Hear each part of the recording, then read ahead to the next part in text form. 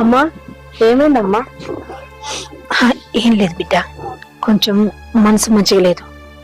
ఏమైందమ్మా చెప్పు నాతోటి. చెప్పింది కదా బిడ్డ, మనసు మంచిగా లేదని. నువ్వు ఏమైంది? ఇక్కడ ఇద్దరు ముచ్చట పెడతారు నా గురించి అనుకుంటా. అన్నట్టు సుకనే వీళ్ళు ఏం వారమే? ఆదివారం. ఆదివారం అత్తమ్మా మటన్ చికెన్ ఏమద్దు, నీ చేతిని పప్పుచారు పెట్టు తిందాం మంచిగా. ఏ ఊకో, అమ్మకు హెల్త్ బాగాలేనట్టుంది, ఏదో ఆలోచిస్తుంది, చెప్పమంటే చెప్తలేదు. ఓ ఏమైంది అత్తమ్మా? ఏం లేదు. ఏమైంది అత్తమ్మా అంత డల్లుగా ఉన్నావు?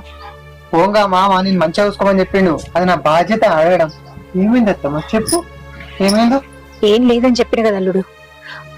బిడ్డ నాకు చేతనైతే లేదు, ఈ రోజు వంట నువ్వే చెయ్యి. నువ్వు అత్తమ్మ ప్రాబ్లం ఏందో నేను కనుక్కుంటా, కానీ అత్తమ్మ ప్రాబ్లం ఏందో నాకు తెలుసు. సరే నేను తెలుసుకుంటా. అత్తమ్మ చెప్పత్తమ్మ, నీ ప్రాబ్లం ఏంటి అత్తమ్మ? నీ మంచిగా ఉన్నాయి అత్తమ్మ, ఫుడ్ పొడుగు ఎందుకు అర్థం? ఇప్పుడు అర్థమైంది, మా ఇద్దరి మధ్యలో మామ అడ్డం వస్తాడు. మామని కూడా వేసేద్దాం, అడ్డం వస్తే నీ బిడ్డను కూడా వేసేద్దాం. అప్పుడు మన ఇద్దరి మధ్యలో ఎవ్వరు అడ్డం ఉండరు.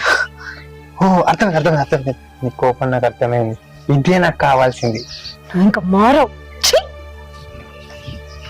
ఎట్లా లొంగ తీసుకోవాలి దీన్ని అర్థమైతలేదు. పిచ్చెక్కుతుంది రా తినందాం.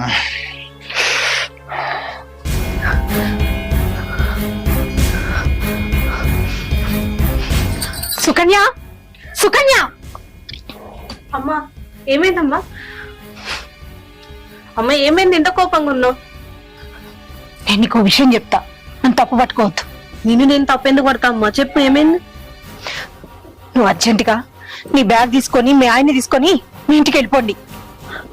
అదేంటమ్మా ఇంటికి వెళ్ళిపోవడం ఏంటి? నేను చెప్పింది సుకన్య, అది నీకు మంచిది, నాకు మంచిది. అమ్మా అసలు ఏమైందమ్మా చెప్పమ్మా.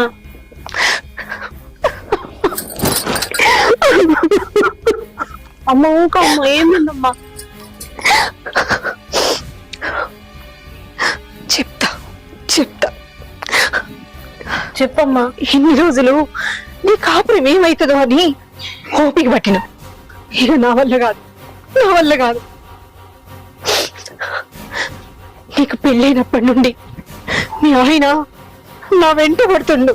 అమ్మా ఏందమ్మా నువ్వు అనేది? అవును బిడ్డ, అవును. వినడానికి నీకేంత ఇబ్బందిగా ఉంటే ఇన్ని రోజుల నుంచి పడుతున్నా నాకెంత బాధగా ఉండాలి చెప్పు.